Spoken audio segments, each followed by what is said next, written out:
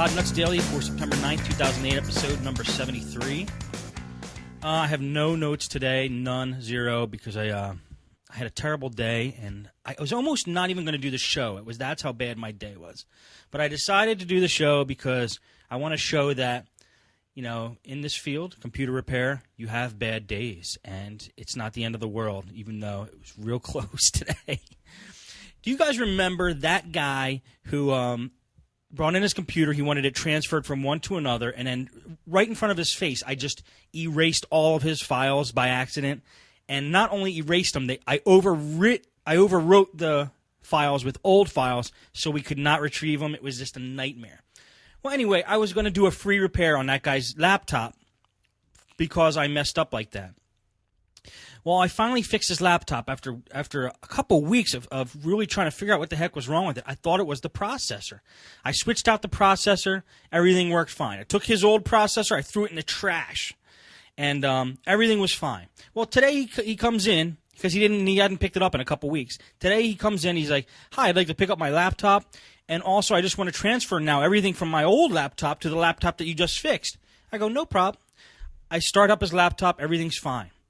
I'm like, "Okay." And now we just need to do a quick reboot. I rebooted his laptop. The same problem he had when he originally brought it in was happening, where the screen would just freeze or it wouldn't even show up at startup, and no, it wouldn't post, or sometimes it would freeze right at the HP screen. And I thought I fixed that problem, but it just, again, like right in front of his face, his computer that I said was working fine, now it doesn't work. I don't know if this guy is cursed and he's just coming into my shop and bringing his bad whatever, his bad vibes. He's a really nice guy. It doesn't make sense, but something is wrong because every time I try to do something for this guy, it just gets messed up.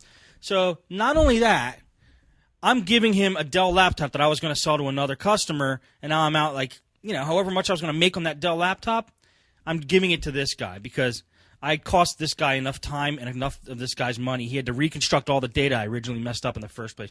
Anyway, it was a nightmare. Don't want to get into it too much because it's not helpful to you guys in any way. I just need to talk about it, otherwise I'm going to burst. Thank you for letting me vent on that. That's how my day went. Absolutely sucked. And that was only 1/8 of the day, so I'm not even going to get into the rest of it. Let me go straight to emails here, read a couple emails. You know what? I want to talk about one thing before I go into emails.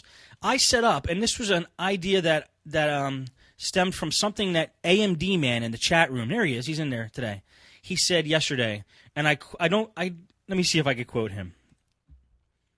Let me pull up the show notes.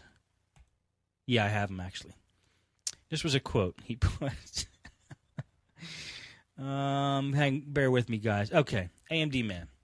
Steve, your show sucks, man. It's too censored short.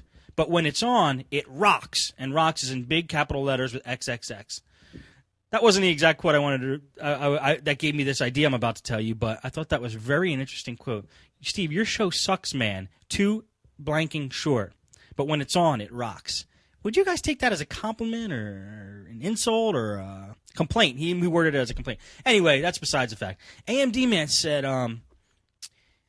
he likes to, let me see where he is. He likes to talk tech 24 hours a day. And because my shows are so short, he's thinking about setting up a chat room or something like that. Well, it's a good idea, I thought. And so I actually set up a thing called the Podnutz Lounge. It's at podnutz.com/lounge. Basically, it's just a chat room on the Podnutz site. And, you know, if anybody wants to just go in there and hang out and chat when the show's not on live or whatever, just, you know, I thought it would be great to have a place where everybody could just go and see who else is hanging out there and talk some tech whenever they get a chance and then leave, you know, or come back or stay there all day or stay as long as you want. And, you know, it doesn't matter if I'm on live or whatever. So I created that. Now, I used the chat that I use is Java-based, and I just did a quick search for chat room software yesterday. So I don't have Java installed on any of my XP machines, maybe one of them, and you can't run the chat room unless you have Java. So if you guys don't have that and you think it's a pain in the neck, then I'll try some other one. But at least I just put something up. If you have Java, you can log in, just type in a username, and you're in the chat. And then you could just hang out there if you want to. You feel like talking some tech or computer repair, and just see who else is in there. I thought it was a great idea. I'm going to give it a shot and see how it goes. And I'm going to hang out in there every once in a while if I have some time here and there, and I want to feel like talking some tech. So AMD man, I owe you that for that idea. That was a good idea. Like I said, the chat software I put in there is very basic. It's just something I found really quick.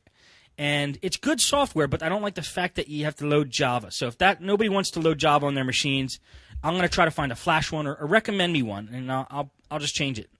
But right now, if you go to podnutz.com/lounge, it's in there. You can also get to it from the homepage on podnutz.com and just scroll down.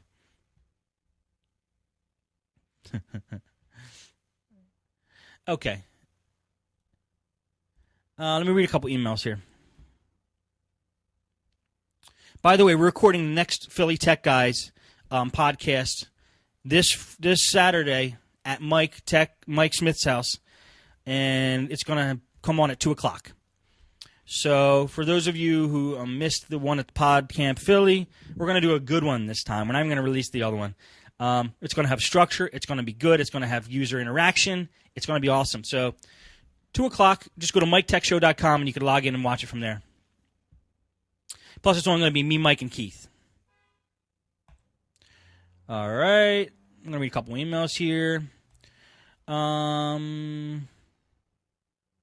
don't know the first name of this person, but they sent me an email saying, regarding Windows 98 and XP, Windows 98 can be installed on a virtual machine inside Windows XP, provided extra RAM is installed to handle the overhead CPU usage, or Windows XP can have the Windows 98 software installed on the same drive, and under Properties, the user can invoke the compatibility mode for that particular program.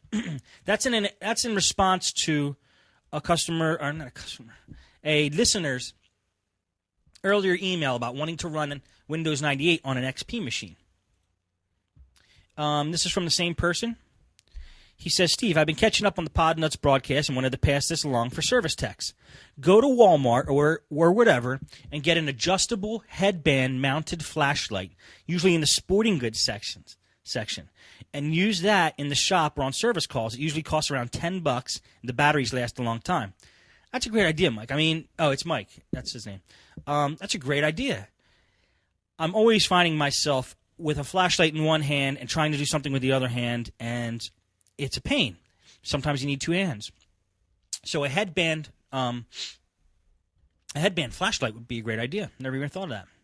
It'd be like a little spelunker, in the computer there. All right. Ray says, your last guest was awesome. He's talking about, it's got to be about Scott. Yeah, about Scott. Your last guest was awesome. You and he were talking about Windows installations and registration.